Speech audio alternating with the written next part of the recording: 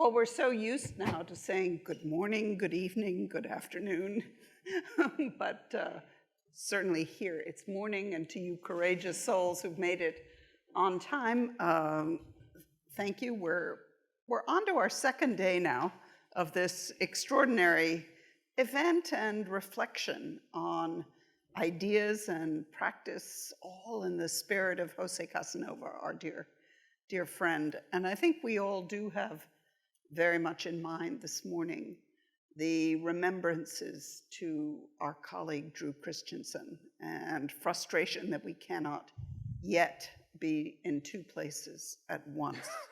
But our thoughts and our prayers and our remembrances are very much there, and I can really almost see Drew sitting here and the comments that he would make.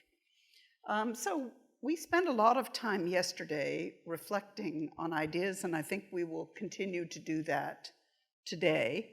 But I think we also have an impulse to look forward from 2022.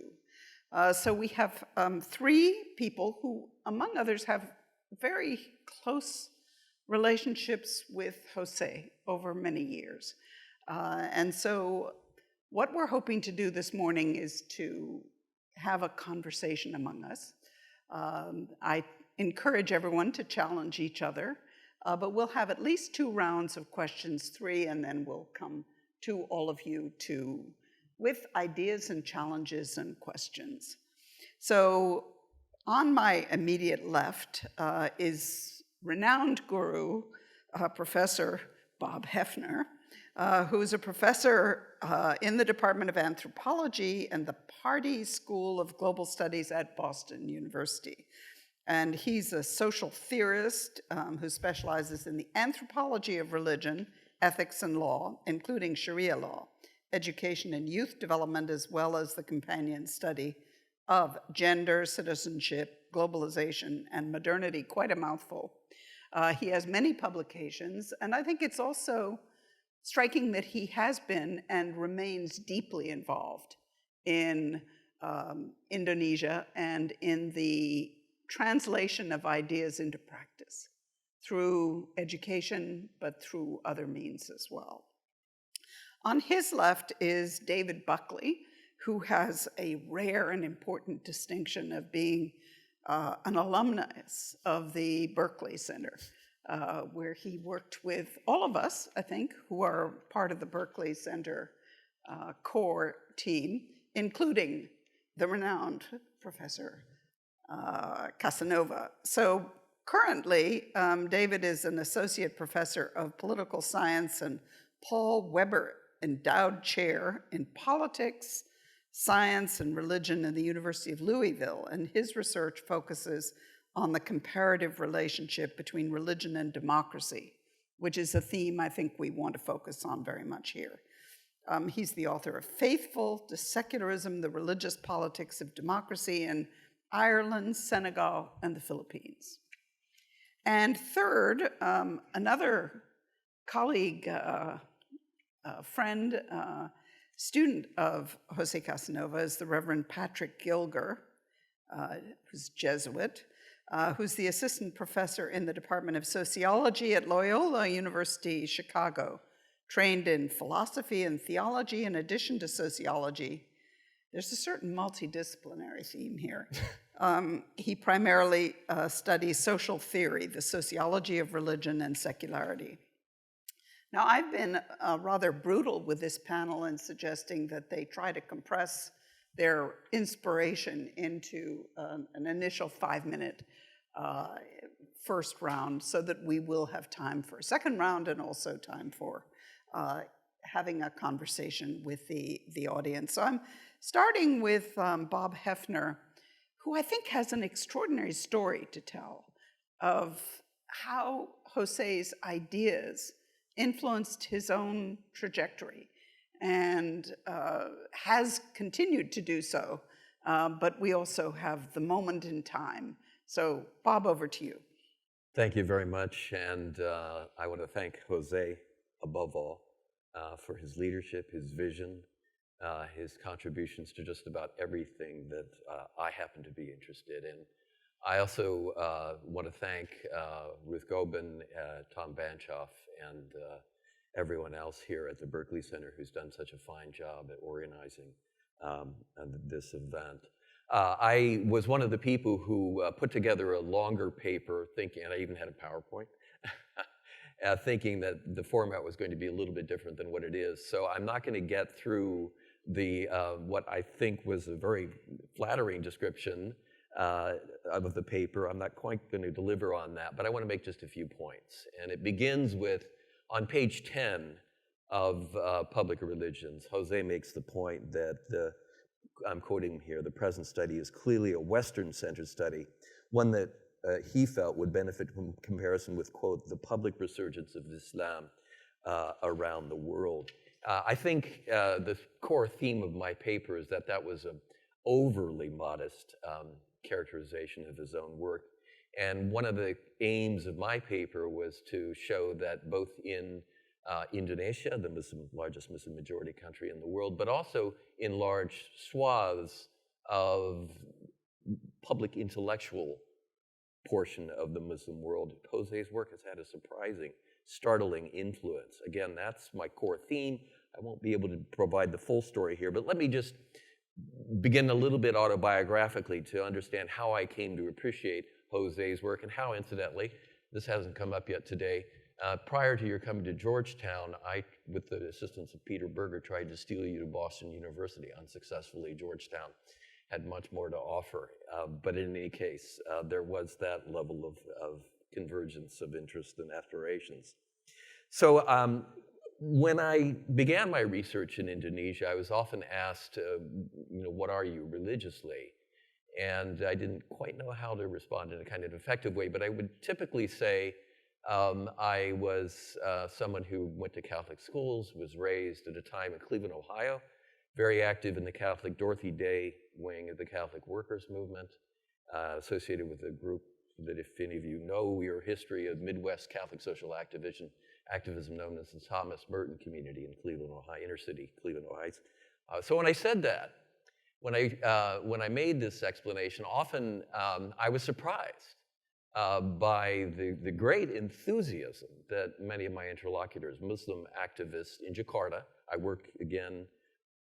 I had begun looking at Hindu, Buddhist, and Muslim relations in East Java, but shifted in the 90s, early 90s, to the study of the pro-democracy movement. So I was working with a very different portion of the Muslim community, and I was always surprised to see the enthusiasm with which they responded to that characterization, pointing out that Catholic liberation theology, particularly of the Latin American variety, was one of the greatest influences on making them, that is, Muslim intellectuals in Indonesia, feel confident that the kind of critical engagement with the two key institutions that Jose Casanova in his work on public religions focuses on, namely the state and capitalism, as well as the scientific revolution, making them feel confident that the kind of renormativization of spheres that some people had asserted a style of autonomy independent of that kind of critical normativity was legitimate and indeed important. And the reason, of course, these Muslim intellectuals rallied to this reference in my own work and my own background was that for them, it legitimated and indeed converged with the way in which they wanted to think about resisting or reconstructing, redirecting the gravitation, to use Jose's term, the gravitational force of the marketplace and the state in Indonesia. It didn't just end there. So I began this research, this new phase of my research in Indonesia, in Jakarta now, on the Muslim democracy movement in 1990. And about 1995, I got a hurried call from a friend of mine, a Muslim activist and intellectual, saying that they were going to have a seminar on your work. And I was, again, surprised. But I went to the seminar, but surprised simply because they were familiar with your work, not because they were not familiar with Catholic liberation theology and critical thought, but that they had so quickly picked up on your scholarship and with such characteristic enthusiasm. I understood later that much of the enthusiasm, again, had to do with the way in which you authorize and describe the role of Catholic critical intellectuals. But I also realized that what they found most important in your work wasn't just the kind of authorization of public religious scholarship and intervention, but it was the way in which you provided them with a very sophisticated theoretical vocabulary and comparative historical sociology for thinking about the role of religion in the West. And one thinks, why would this be influential? Because one of the key features of Islamists, I mean anti-Muslim Democrat, Islamist narratives, one of the key tropes of those narratives has always been that Muslim Democrats who aspire to apply democratic, constitutional, and other inclusive ideals of citizenship in a Muslim majority setting are really fail to recognize that secularization in the West has resulted in a kind of bankruptcy for religion playing any role in, again, that resisting of the gravitational force of the influence of a certain kind of state and a certain type of capitalist marketplace. So what they found so brilliant and exciting about your work was that you provided them with, indeed, a sophisticated comparative historical sociology that allowed them to recognize that the West was not what they even, with a certain degree of trepidation, but certainly Islamist critics had always believed the West to be, which was a place where if one embraced the models of democracy, liberal democracy, constitutional democracy, as Muslim Democrats recommended, you ultimately ended by bankrupting religion itself, and in fact, secularizing society and leading to a kind of, not just a quarantining of religion in society, but a kind of emptying, a vacuuming out of any kind of critical religious perspective, which whether Islamist or Muslim Democrat is of course how Muslim intellectuals in Indonesia saw their religion. So they were very, very excited about your work. Do I have time for just a bit more? You're over, so Okay, let's come back to it. I will come back to it and Yeah. finish after we go. But Please. a critical point is that your paper, the man to your left, David, is with Michael Kessler, are planning to put them together into a volume. So it's I think, a very valuable and rather unspoken part of history that you are recording. David, you've focused on both the positive and the negative. So maybe as a colleague and former student of Jose's, you could start with the sort of positive story that you found in these three countries, remarkable countries, and then we can come back a little bit to where we're going in the future. Yeah, no, sure, Catherine. Thank you. And first off, only on the positive note, there's no dark side of the story of working with Jose and having had the opportunity, the great privilege of having been a student and learning from him. When I arrived here at Georgetown in 2007, there were not many government departments in the country where you could sort of seriously study empirical politics, but also theology and sociology, and have institutional support for that. I have a committee that blended theoretical and empirical approaches to the social sciences, and Jose was at the center of all of that.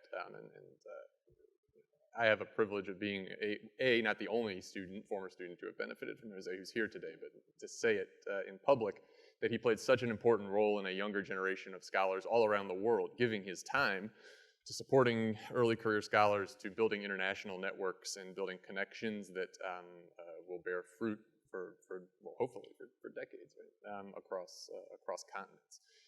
So thank you so much for that, Jose, and for being here. I want to begin on the bright side, right, by noting one thing that has not been noted. Public Religions is a bright book, literally, right? You cannot lose it on your shelf.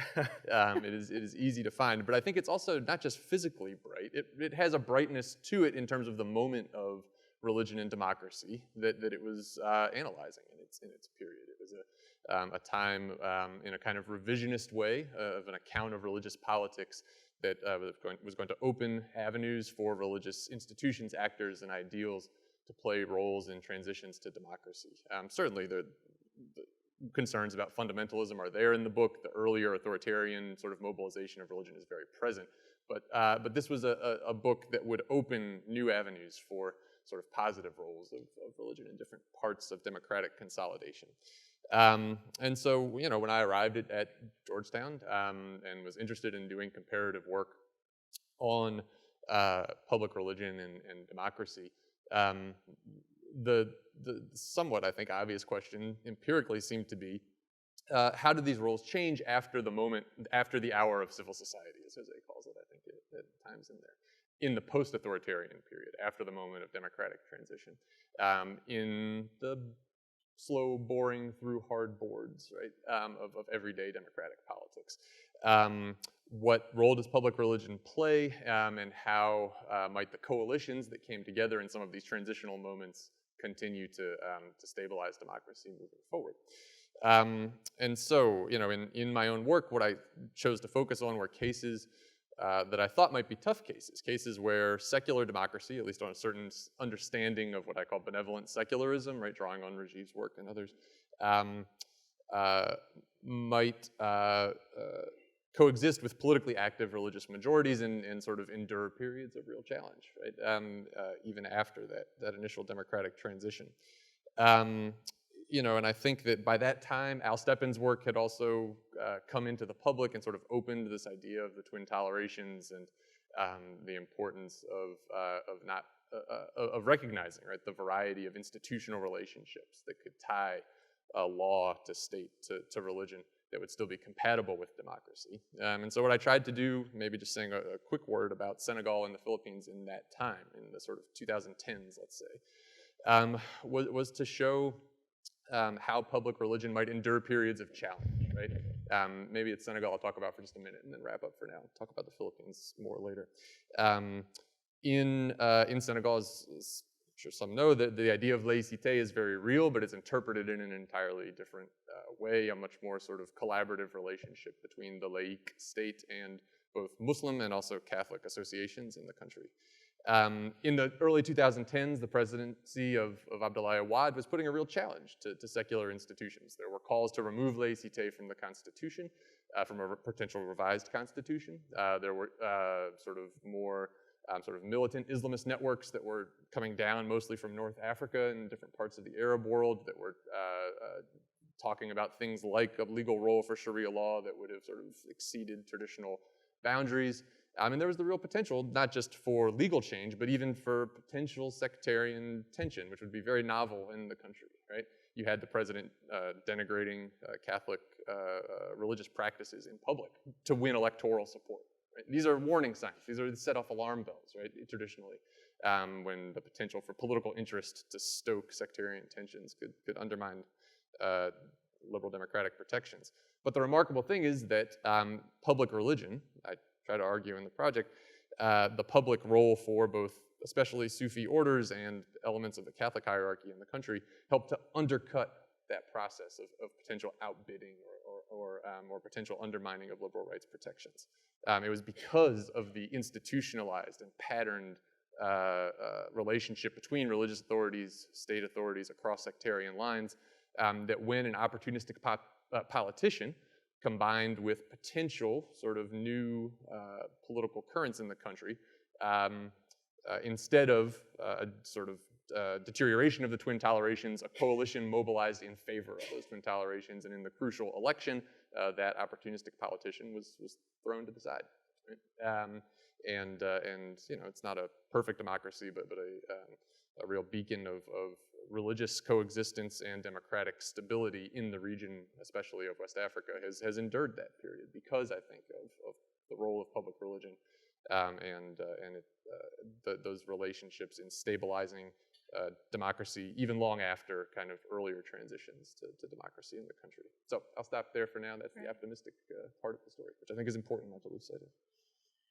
Father Gilger, you also have the experience, the rare experience of working with Jose, but also of looking at some of the very tangible manifestations of public religions and the navigation between the public and the private with various movements. So perhaps you can also reflect on how this was inspired by Jose's work, but also how you saw the trajectory. Thank you, Catherine. Thank you to you also, Bob, David. Beautiful statements. Jose, a real pleasure to be here celebrating your work and celebrating you, and a pleasure to be here with such eminent company. I am a graduate, like Jose, of the New School, so I want to claim that very fiercely for myself, wearing a Roman collar simultaneously, a graduate from the New School. But I think that there's a tradition here that kind of emerges from the New School of this really strange intermingling of social theory, study of secularism, the study of social movements and religion, and especially in my own experience with my dissertation director, Jeffrey Goldfarb, who's a good friend of many of yours in the room and of Jose's, of actually doing micro-comparative political sociology. So I feel like I understand some of my own work actually at this intersection of this micro-political sociology and the study of public religion as Jose has done it. So I want to say maybe just a few things about that. As you all are well aware, maybe the most significant contribution that Casanova made in public religions was his upending of the then normative expectations for the role of religions and what the role they could play in the modern world. This contribution, of course, was twofold: to identify and unravel the knotty theoretical error found in much prior secularization scholarship, and while simultaneously keeping an eye on the practical social world, including the often overlooked religious actors who were influencing that social world. As we know well now, this argument was unveiled not only in theory, which was very important, clarifying and useful for many cases across the world, but also in practice. He noticed the type of a religious actor who knew how to deprivatize, that is, to resist exclusion from the public without de-differentiating, that is, theocratically dominating or coercively reintegrating the divided institutional spheres of the modern world. Notably, he drew empirical evidence for this from national case studies, and much of his scholarship, as we heard from Hans's beautiful lecture yesterday, in the subsequent quarter century or just over a quarter century, has focused on not only national cases, but now this increasing transnational comparative cases. And we hear much from the two of you, and we heard yesterday. These are really essential and important and interesting, nuanced arguments that can be made across this. But I also want to add maybe a little bit of a different perspective, given my own background. And this is not a perspective that I think Jose misses at all, but just to notice that, like all institutions, public religions are not in fact reified things. They are groups of persons who have learned to act in a particular way. And I think this allows us to ask interesting questions about what kind of religious subjectivity can bear the tension that is required of someone who is asked to deprivatize without de-differentiating. And this is the kind of work that I want to explore just a little bit. This kind of study, I think, is what it involves studying those who participate in religious institutions and the kind of what I call the powers of publicity that these religious subjects come to embody, their unique style of public intervention that those who participate in particular forms of religious institution identified by Jose come to possess. It's this work that I've really tried to engage in for the last several years, and I just want to touch upon a couple aspects of this. Like Bob, I wrote a little bit of a longer paper that I will cut short, but I do just want to say a couple other things here.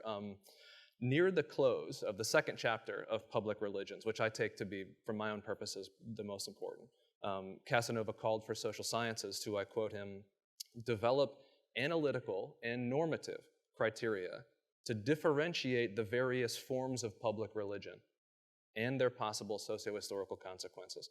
Behind those words lies a recognition, as we saw both on September 11th and as we are seeing now in the horrifying alliance between religious leaders in the ongoing war in Ukraine, not all religions that resist privatization do so in order to restabilize the democratic public, but some do.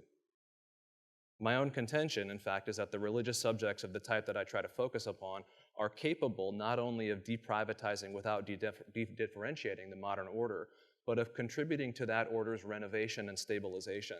And this not in spite of, but precisely because of the capacity, the powers of publicity that they come to bear as religious subjects. So my contention is that there's a type of public religious subject who is not only not a threat to the modern order, but among its most essential allies. The study of this I will leave mostly to the side, but just to say one important thing about how this kind of formation happens, because I think it relates to much of what our discussion involved yesterday in the afternoon. In the midst of these very interesting and theoretical conversations and rigorous analyses of the crises that we're facing today, a question that it seemed to me in listening we came back to over and over again is, what do we do about this? What do we do about this? Now, of course, there is no silver bullet answer. I mean, I wish there was. But one of the questions that can allow us a real answer that is not Pollyannish, in my opinion, is to ask, how are persons who are able to enter the public sphere without de-differentiating it formed? What cultivates them? And I think that the pathway to answering this is to look carefully at what the philosopher James K. A. Smith calls the thick practices that form particular kinds of subjectivities. And this is what I've done in an analysis of 3 different Catholic movements, ecclesial movements, the Focolare, Communion and Liberation, and the Community of Sant'Egidio, asking what are the thick practices that constitute members of these movements? What kind of person do you have to become to fulfill these movements, fulfill these practices successfully? And what kind of powers of publicity do you come to possess when you're able to do so, when you become a particular kind of agent? I contend that these are very different. These 3 cases are in fact very different, and I was not sure what I would find in going in to investigate what's going on there. But what I would argue is that all 3 of these movements produce in very different ways varieties of a Catholic, but varieties of a religious subjectivity that is capable of doing just what Jose would describe theoretically and in his nation-state comparisons in public religions. That is, know how to deprivatize, and in so doing, resist some of the differentiation that is enforced upon persons by living in a differentiated modernity, while at the same time, not only respecting, but lauding the differentiation of the public sphere. So, my provocative statement may be that these are persons of these religious movements, the ideal typical form of the person in these religious movements, who are able to be integrated subjects and yet are not political integralists. And it seems to me that this is the kind of person we are looking for to be able to restabilize something of the crises we're facing. Well, thank you. I think you've traced some remarkable sets of history, but also critical ideas that you've drawn up. But let's try to go a little more to the present. What we all hope is something we can look back on as a kairos moment, a moment of change, of grace, of opportunity, where the signs are not necessarily all positive. The rise in conflict is something that we've been hearing about even within the last days. The authoritarian turn, the visible evidence of violence. And Bob, you're dealing with one of the critical players in all this, if we can call the Islamic world a player. But clearly a huge part of this story, both in perception and I think also in reality. So how do you see the impact of these ideas playing through and influencing them in your own scholarship, but also practice? Well, when one speaks of the Muslim world, of course, a Muslim majority world, it's pretty complicated. And all of us are keenly aware, of course, that the Arab Spring became rather quickly bleak Arab winter. But sometimes, of course, and Al Stepan, incidentally, and Jose Casanova, but Al wrote an article many years ago at the beginning of the 2000s in which he pointed out, of course, as I think everybody here knows, that the Arab Muslim world is about 20% of the broader Muslim world. And the Muslim world itself is greatly complicated. But that said, I think we're still in a moment of not darkness, but of trial. Indonesia's trial differs perhaps, or differs subtly from that which we see in the Arab majority world, even if that's just 20%. Because the formal electoral democracy is alive and well, the elections are open, freely contested. The free press is still largely free, although there's been some pushback from the current administration, the Joko Widodo administration. But in a word, if I just to come to a conclusion, I actually think one of the great challenges to democracy in the Muslim majority world is pretty much the same that we see in Hindutva India and in, for that matter, the Theravada Buddhist lands of Myanmar and Thailand, Myanmar and Sri Lanka most dramatically and most distressingly, which is that public religion is not the same, but it's clearly linked to a certain understanding of a participative public sphere. And we live in an age in which Jose, you pointed out that your understanding of the public sphere was not in any uncritical way Habermasian. It was much more aganic, as you said, at one point. Aganic and plural, Chantal Mouth's phrase comes to mind here. It was an agonistic plurality. Now that said, I think the idea of public religion works well with and requires a certain style of public sphere. And the public sphere in much of the Muslim majority world, like the Hindutva India, Sri Lanka, Burma, and many other areas, including the United States, is one in which the public itself is much more segmented, much more segmentary. And I am not a technological reductionist. I've my whole life been sort of the opponent of it. But I think social media, as a communicative technology, has introduced a challenge of unprecedented proportions. One that I think many of us are still trying to catch up with. But you go to a place like Egypt, Iraq, Indonesia. Indonesia is the third largest consumer of Facebook in the world. And historically, the democracy movement took advantage of this. Now, the segmentarization and algorithmicization, if I can rather awkwardly spit that word out, of publics has resulted in publics that are in fact really astonishingly indifferent to and misunderstanding of each other. And I think this puts in deep peril democracy, not just in the Muslim majority world, but just about everywhere. The public sphere, democracy is in peril because the public sphere is no longer public in the sense that many of us, even when we were not romantic Habermasians, many of us still assumed it could be. And do you see a positive role for the religious in this? Yes, and in fact, I don't speak too often at Protestant colleges, but I was at Gordon College 2 weeks ago, and this question came up because I gave a rather distressing kind of algorithms and segmentation story of the kind of the public sphere in the West. And I responded to that question by saying, yes, this makes all the more important all variety of religious media and non-religious media of good, democratic, plural, inclusive intention. Public spheres, as Jose said again and again and again in his public religions books, there are multiple public spheres in all societies, many in some sense contributing to some measure of overarching communication. But in a world in which social media have captured and segmentized public spheres to the degree that they have, every institution, religious institutions, social movements, and others, that can invite people back to some measure of collaborative discourse, and the reconstruction and protection of a shared public becomes all the more important. So in that sense, there are multiple fronts, multiple, not modernities, multiple publicities which we have to commit ourselves to. Great.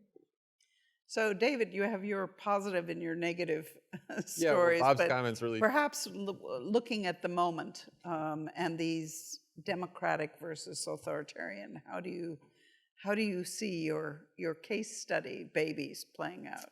Yeah, well, I think Bob's comments tee it up very well, right? I mean, I actually reread the chapter on American evangelicalism, sort of as I was getting ready for today. And at the end of it, Jose leaves open the door, of course, right, because history is not determined, of a return to fundamentalism or something like that, right? But there does seem to be, at the end of that chapter, on my reading anyway, a hope that both kind of the self-evident procedures of democracy along with kind of a certain discursive style of democracy would render that a minoritarian sort of what you call a denominational position rather than one that would have the same sort of threat. And in this right here, right in this city, much less in this country. And we've seen, I think, a broader challenge, right? That could come than just from a denomination. To get to the Philippines, it's an interesting time to study democracy there. It's an important time, I think, to study democracy there. On the one hand, if you sort of cover your eyes just a bit or squint, it might feel like the mid-'80s. There are church workers who are embedded in impoverished communities who are on the front lines of political violence, right? There's evidence of local human rights organizations partnering with food pantries, partnering in this context with drug rehabilitation centers to insulate impoverished communities from determined state violence that it intends not to build the common good, but simply to secure the political power of the individual who happens to be in charge of the regime. You have this grassroots infrastructure scaling up to national statements from the Catholic Bishops' Conference of the Philippines, and not only at the national level, but even transnationally, from very strong ties to this Vatican, particularly through the person of Cardinal Tagle, who came from Manila and is now very close to Francis. So if you squint, that sounds like the mid-'80s, maybe, right? A moment when the church and its allies in human rights and journalism and civil society might play the decisive, if not the only role, or a decisive, if not the only decisive role, in stabilizing democracy, right, and human rights.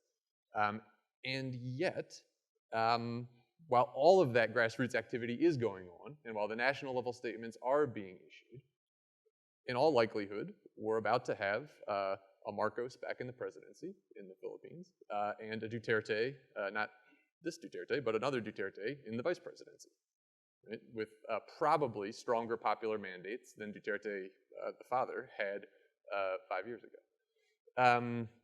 And so I think this raises questions about, are there limitations in this modern moment of democratic backsliding on the role of public religion? Does it owe to social media? Certainly, I mean, if you want to talk about disinformation and the threat that it poses to politics and democratic consolidation, the Philippines is in some ways patient zero for that, right? Social media-based, Facebook-based disinformation is a great challenge to democratic consolidation in the country, to the extent that religious leaders have explicitly tried to take that on, right? The national pastoral letter in the run-up to this upcoming election in just a few weeks from the Catholic bishops was focused on truth. It was focused on disinformation. So it's there's an awareness of a need to respond. But in this current moment, whether it's technological or on a broader social level, tied to the anti-elite nature of this moment too, which we haven't talked about, but might be good to talk about, it doesn't seem to have the same effect that it did 25 years ago. So Patty, what about your movements? How do you see them playing out in this critical moment that we're facing now? Yeah, again, I wish they offered, I wish, we're always on the lookout for the one thing that's going to solve all of our problems, and I wish that I had an example for that. But I think actually what David is raising there, maybe with regard to the role of media, one of the ways I think we can understand what's happening to people today is that the media ecosystem in which they are moving it's becoming increasingly segmented, increasingly non-local, and then and increasingly dominative of their particular identity. So we could say that these things are becoming identity formative in an increasingly partisan fashion. So, okay, we could say this in different ways. But then the question that I would want to raise again is, what kinds of things are able to rival and unravel the kinds of identities that are formed, polarized identities that are formed in those places? Like the answer is, there aren't very many. There aren't very many. Now, that doesn't mean there are none. But there aren't very many. The movement, the contribution that my examination of these ecclesial movements might be able to bring is, again, this recognition that there are maybe an array, but often one thick practice that lies at the center of these movements that the institution holds together and asks its members to continually participate in. And that practice is oriented at something that is very different than what this current media system is oriented towards. So a very quick example of how that might function in this, I can use the case of the Focolare movement today. The Focolare movement, founded in, I think, 1944 by Kiara Lubick in Trent during the Allied bombings, aims at unity, wants to enact a united world. And it does so through a practice, or like a mechanism, that they call seeking Jesus forsaken, embracing Jesus forsaken, often just Jesus forsaken. Now, that's in a very theological or Catholic idiom, but what it amounts to is that over time, devoted members of this movement, core members of this movement, the Weberian religious virtuosi of the movement, learn how to open themselves in a radical way in particular places where they feel disunity. So instead of a moment of suffering or pain or disunity becoming a cause for withdrawal back into a space like we're describing here, they are the kind of person who finds that exact space attractive and moves towards it like a magnet. In fact, this is how they describe the desire that they want to create for themselves, is that the core members of this movement, the Focolarina, are drawn like a magnet towards moments of disunity. Now, and what do they do there? They go into these moments of disunity and then seek to become personally empty. Self-description. They want to, as Jesus was forsaken on the cross in this moment of emptiness, they want to imitate this emptiness in a particular moment of suffering, very practical in that moment. And that they believe and describe and talk about, and much of my own ethnographic work with them creates the possibility, not the guarantee, not the certification, but the possibility of a moment of unity with this person or event in a place where there had just been a moment prior, division and disunity. So that's the kind of practice. There's much more to say about this, but a brief word about the kind of person that it then creates. I rely here on Charles's incredible work in the secular age, especially his differentiation, which for him is chronological at that moment, but does not have to be, between porous and buffered selves. And so I think there's a way to say that the kind of integration, the kind of de-differentiation that the thick practice of Jesus forsaken produces in a capacitated focolare subjectivity is one that is able to, at a particular moment, through a particular practice, become porous in such a way that it's potential for the other person with whom they are engaged to also become porous. And so the capacity for a buffered self to solve situations of pain by erecting the buffer, right? By drawing the thick moat around themselves and saying, I do not have to deal with this. I will disengage from it. They enact a completely different type of subjectivity and agency in those particular moments. And I think that this particular capacity, this way of being a self, then provides them with I would call a particular power of publicity. And in fact, this is a power of publicity of enacting a micro-public, again, a discursive micro-public, an agonic, discursive micropublic. I would put it in an Arendtian fashion, because I'm from the New School and we have to sign a contract that you must mention Hannah Arendt at every particular moment here. But it's an Arendtian agonic public in the moment that is created right there. So this is not a unity that suppresses difference, but it is one that in fact empowers the kind of conversation that I think we are seeking. Now, in a narrative like this, it's very schematic and it can seem a little naive, and perhaps it is. But again, I want to emphasize, it does not mean it's not real. This does happen in particular moments. It's just that what we have in this particular kind of example of a practice and a subject and a power is not a bullet that can coercively regulate a public sphere. It's not a law, which are also necessary, but it is something, and it is real. Well, sadly, the clock is ticking, but I do want to put one more last question to you before we open it up. I've inhabited for most of my career a pretty secular world, though the last 20 years have been on the bridge, where, as I say, bridges are walked on.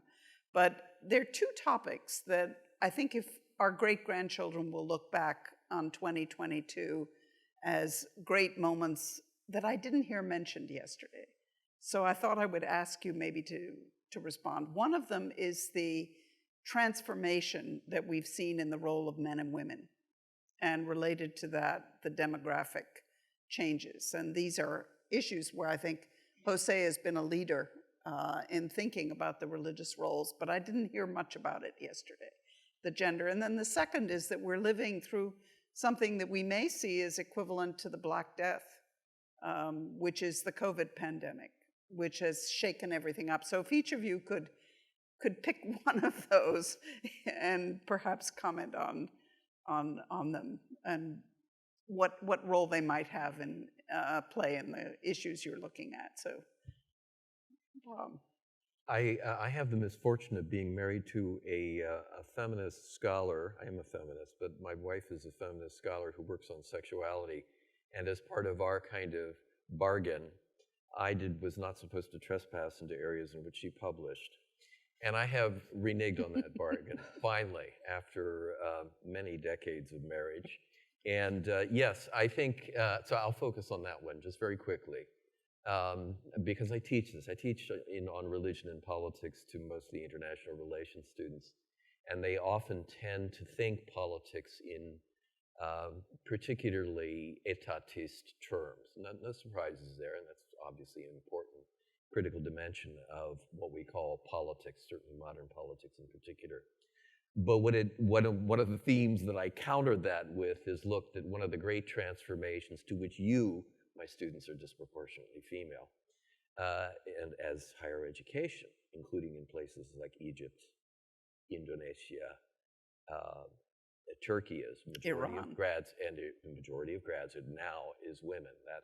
That threshold was reached in Indonesia around 2008, and it's up now to about 56%. So there's this great, my story to my students is, look, if we just focus on the state, we overlook the fact that really the greatest transformation of the late 20th and early 21st century has to do with gender relations, and in particular, women. Gender obviously includes more than just male, females, et cetera, but with regards to the most critical component of the great gender transformation, it has to do with women, it has to do with the movement of women into higher education, and with that, not uniformly, Jordan has high rates of education, but very low rates of women's employment. But in most of the rest of the world, the employment movement is an uptick, and the employment higher education convergence is an index of broader social changes. It drives, in turn, something that, again, my etatist-minded students tend to sort of dismiss at first, but not later. It drives, in terms, different aspirations in the quality of relationships at the most intimate subjective level, that is, with a person that one loves, so that we see all across the world. I mean, again, this is nothing new to any of you, but the emergence of this aspiration, driven above all by women who have passed, in particular, through the pilgrimage of higher education, for companionate relationships. Companionate relationships and more companionate ideal is one of those things that, again, you hear the word and you might want to throw it away. It is absolutely, deeply transformative, and of course, it's an index of broader social changes. This is one of the great transformations in the world. One of the great transformations at the level of micropolitics. Ethical subject formation, okay, but we can talk about it in more concrete terms than a kind of Foucaultian episteme, although that has some uses as well. It's one of the great transformations, and it is in turn not, my final sentence, it's not generating, as again, back in the 70s and 80s when I was coming up, it's not generating this new blast of democratic influence, because women, just as we assumed all ethno-religious minorities might be supporters of greater democratization. It's not. It's complex, because women, like everybody else, every other social category, are complicated. But what it's doing is it's contributing to, again, in this instance, a creative and positive agonistic plurality. It expands the range of players, and particularly women, in the public sphere, and introduces not a kind of consistently progressive or liberal or left-leaning or whatever we call it disposition, but it introduces new voices, new agencies, new concerns in a way that is changing everything. That's pretty broad. Yeah, David. well, I mean, I'll stay on the gender point too, because I think it's crucial, both in, so in the post-authoritarian period around sort of the 2010s, there was real contention in the Philippines over, for instance, reproductive health legislation that conservative elements within the bishops and parts of the church were very opposed to. Women's movement was very much in favor of, but it was, I would argue, precisely because of the health of public religion in the country at that time, that certain mediating figures, especially Catholic women, right, women religious, but also lay women in elected office and in civil society, organized sort of quiet consultations and mediations that I think helped to prevent a sort of broader culture war from emerging over that issue, right? So the way in which public religion did empower a diverse set of actors and organized agents in the post-authoritarian period was noticeable even in the pre-Duterte period. Now, after Duterte's rise, right, I think it's been really essential to highlight the extent to which gendered symbolism about the implications of drug war violence in the country has been some of the most effective at challenging the kind of populist exclusion of these people as subhuman, as not part of the political community. Right? And so what I mean by that is primarily the victims of drug war violence are young men. And primarily then this frequently leaves behind partners, young children, right?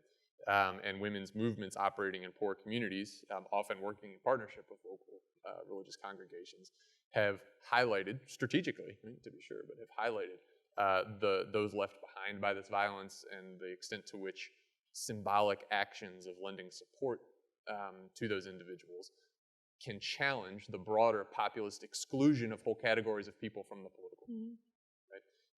And so it's not an accident that certain images of widows holding the bodies of their partners have become some of the most public images of challenge to this populist exclusion in the country. It has to do with religion, but it also deeply has to do with some of these gendered challenges to the exclusion from citizenship that the anti-democratic forces are making. A brief comment about gender and then something about COVID. With regard to the Focolare movement, which I mentioned before, it's either a great coincidence or something else that the movement was founded by Chiara Lubich, an Italian laywoman, and 12 of her female friends. Okay, like it's a very strange thing in some ways. And the style of action of the movement, now I would have to do much more research on this, so this is a very tentative claim, but it would be very interesting to track whether or not what it meant to be a woman in Italy at that particular time has left significant traces in the thick practice that is taken up by the movement. My hypothesis would be certainly yes. But we have to do that work and actually find that out on the micro level, not in the abstract. And the notable thing, in fact, though, is that there are now both vowed women and men who are part of the movement who are devoted to enacting this kind of practice full time in all different kinds of social positions, in public and in private, and within the movement there. So if this is a quote-unquote feminine practice that characterizes what happens within the Focolare, it is a feminine practice that has been taken up enthusiastically by an entire group of men within the Catholic Church as well, in imitation of what Chiara Lubich has done. So one point there. The last thing to say about the pandemic through which we are living. Pope Francis is such a role model in many ways, as Jose mentioned yesterday, someone to whom I also admire very much, and many of us do, I'm sure.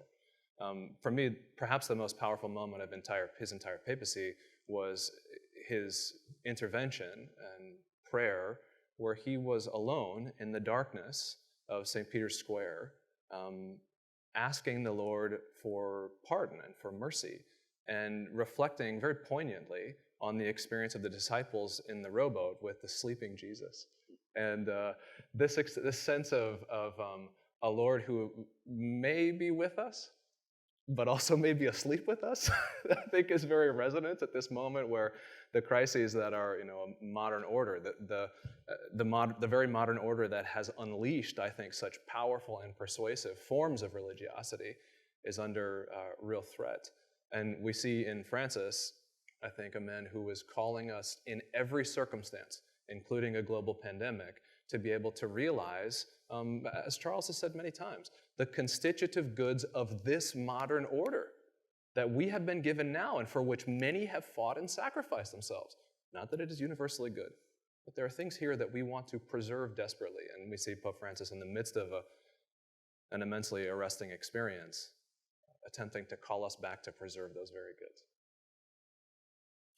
Well, we have a little time before the coffee, which I'm sure you're all longing for, but I want to challenge Jose to see if he wants to answer. And just as my own coda to this question that I threw to you out of the blue, I do recognize that in thinking about the public roles of religion, the role that women play within religious movements individually, but also collectively and visibly, visually, has a major role in the way the religious, non-religious relationships play out.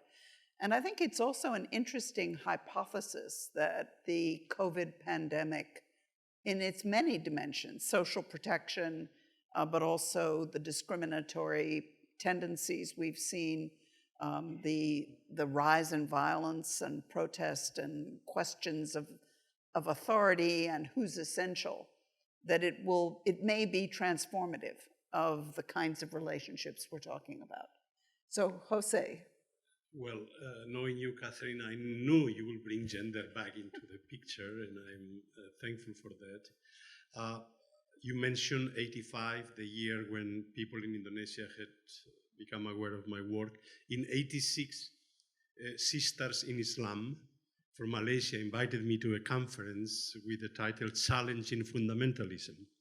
Challenging both the depiction in the West, journalistic depiction of Islamic fundamentalism in the West, but also challenging the Islamists that were trying to hijack Islam. And they saw in my work the possibility, and I entered then in a serious conversation with those sisters in Islam, which of course were very much linked to Indonesia, although originally it was a Malaysian movement of civil society. So I could say that it was through them that the gender became an issue that had not been so much in the book, because in the Catholic transitions, the issue of gender had not appeared. The Catholic Church at the time was supporting all the movements of civil society, including women's movement, especially in Latin America. It's very clear. Women's movement were protected by the Catholic Church then. So the split between gender, let's say feminist, secularists, and the Catholic Church had not yet occurred in any of the transitions to democracy. Even in Spain was not yet visible at the time, certainly not in Poland. But it became central thereafter. And it was obviously with Islam, gender became the key issue characterizing precisely Islam as a religion that cannot come to terms with modernity. So it became very important for me then to reflect upon the difficulties of the Catholic Church and gender. It was different. It was never a question of equality per se in the civil sphere, either of citizenship or employment. It was never, but certainly the whole issue of reproductive health and the whole issue of what will become then gender issues. And so, yes, this became central to my work later.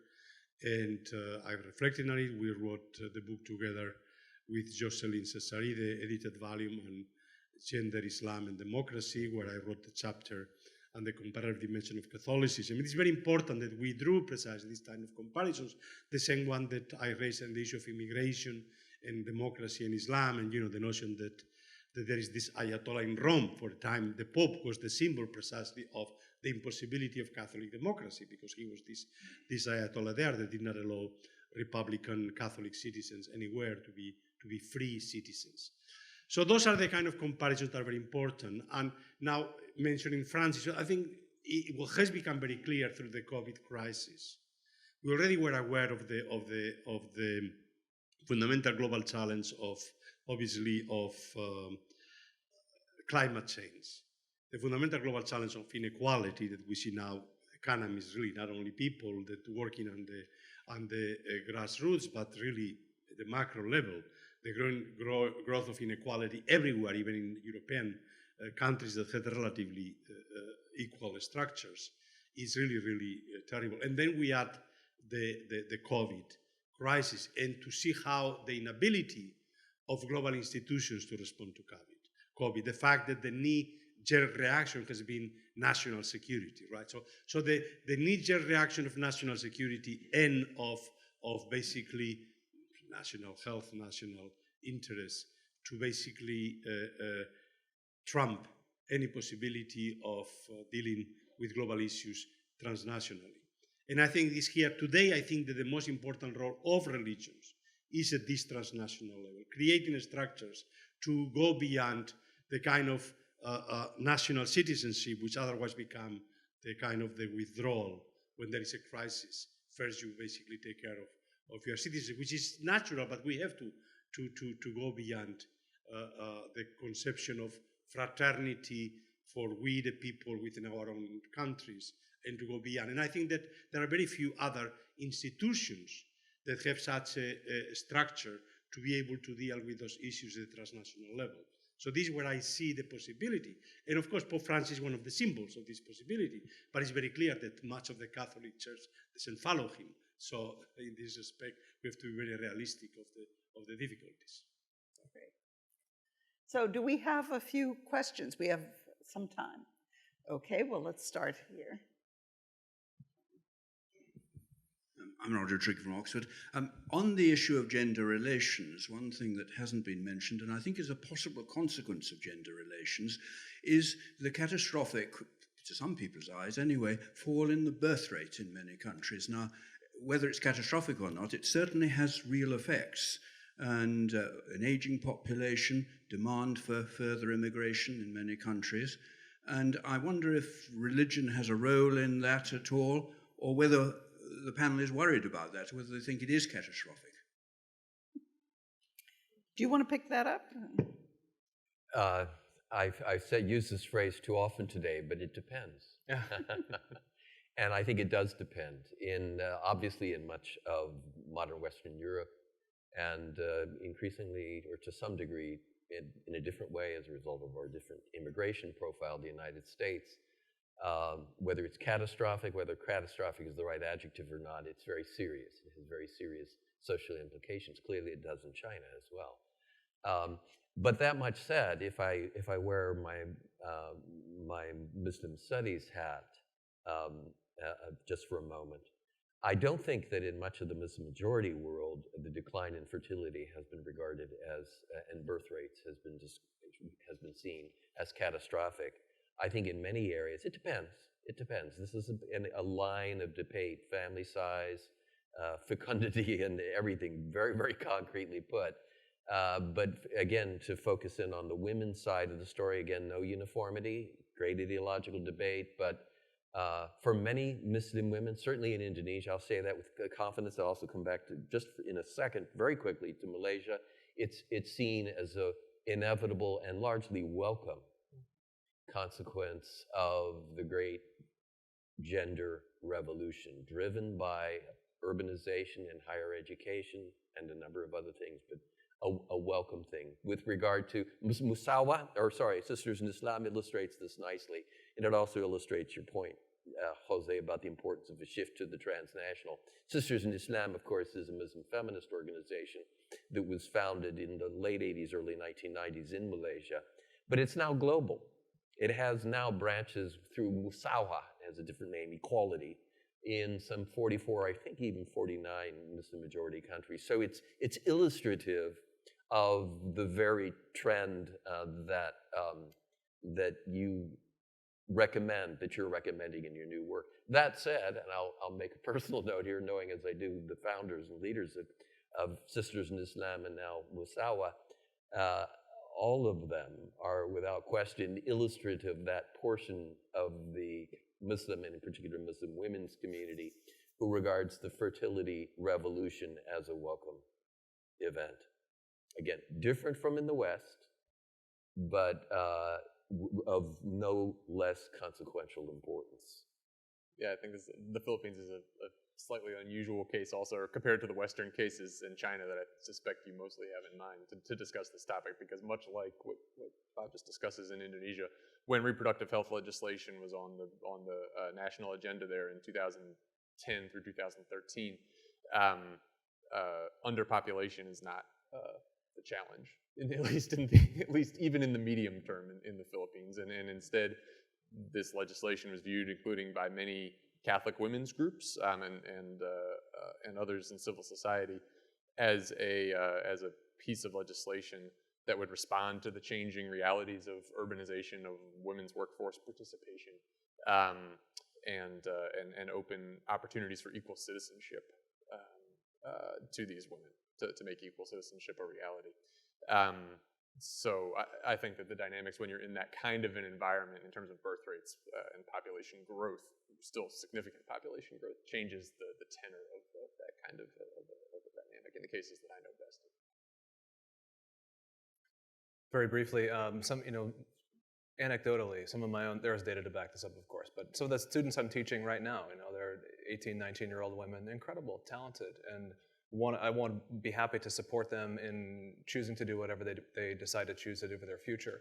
But it's notable to me that more than one, I would say almost a half dozen, I've had ad hoc conversations with them where they will bring up, unprompted and on their own, that they are not sure they want to have children at all.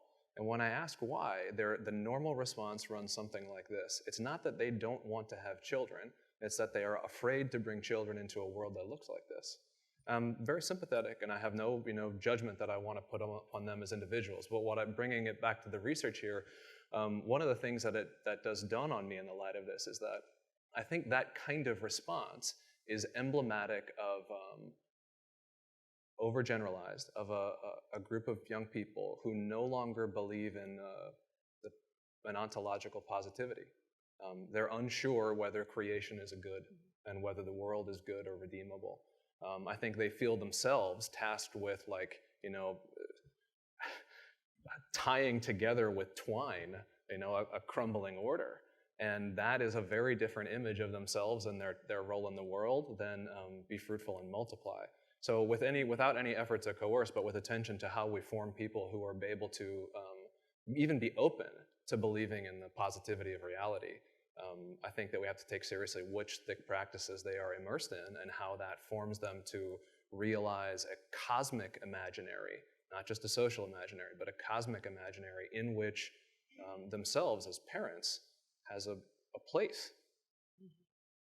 I'm told that we have one more question, but my first comment, demography is destiny, and just I think the gender imbalance is an issue that is extraordinary and potential explosive. The 150 million missing women, I think, is something.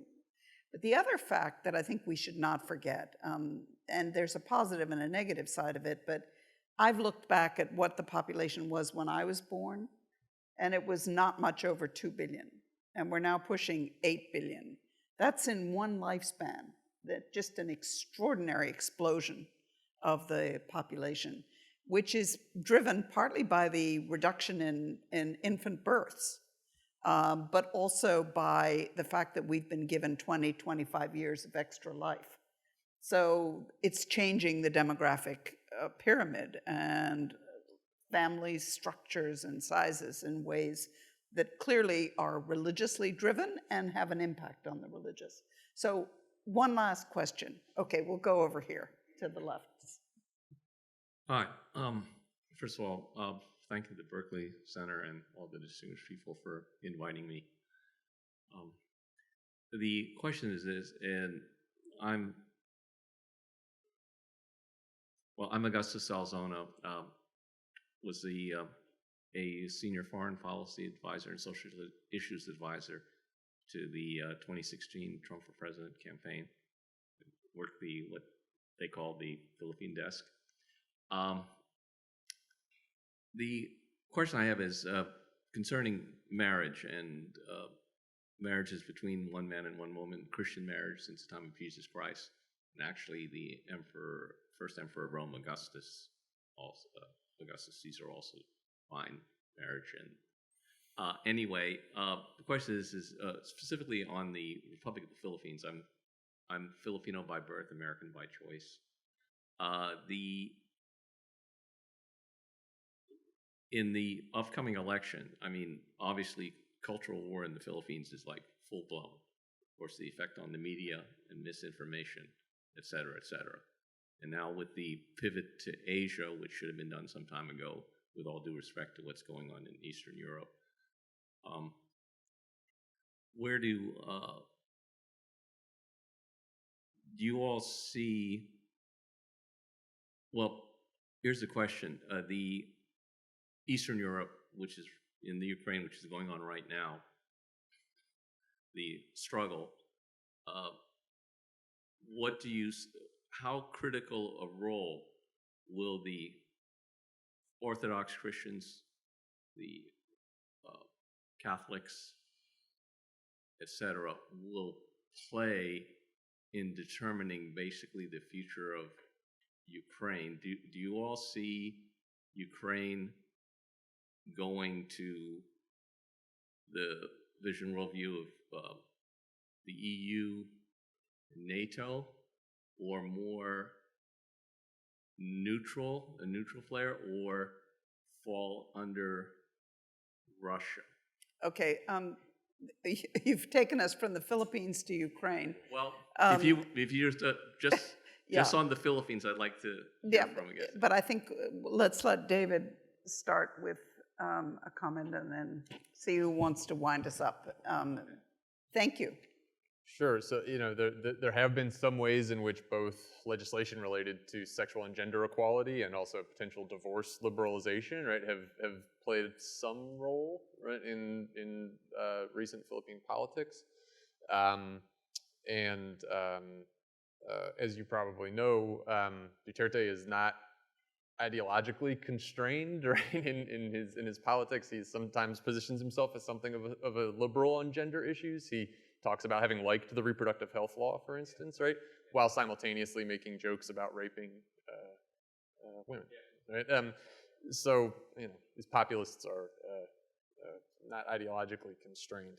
My honest assessment is I don't see things like the divorce bill in the current campaign there as playing a sort of a particularly salient kind of wedge of some sort. The main Liberal Party candidate, sort of opposition candidate, Leni Robredo, for instance, has said that she's essentially open to trying to strike some sort of a negotiated position that would strengthen marriages while also acknowledging the pressures that women face, especially given the lack of access to divorce, the way that sort of unequally falls on women who are frequently abandoned and left vulnerable. So I think that in practice, people like her and leaders in the Philippines who have mediated these kinds of issues can negotiate that. And I don't see it as hugely determinative of the election that we're seeing right now. To me, there are deeper challenges tied to elite politics and inequality and questions of order in the country that are tied up in gender, but are not mostly about that. Well, thank you. I think we do need to close. There are a number of other questions, so hopefully we can continue those over the coffee break. But it falls to me to thank you all very much for going with this format and with such interesting and provocative comments that took us from the past all the way into the future. So thank you all very much, and thank you all for being here. Thank you.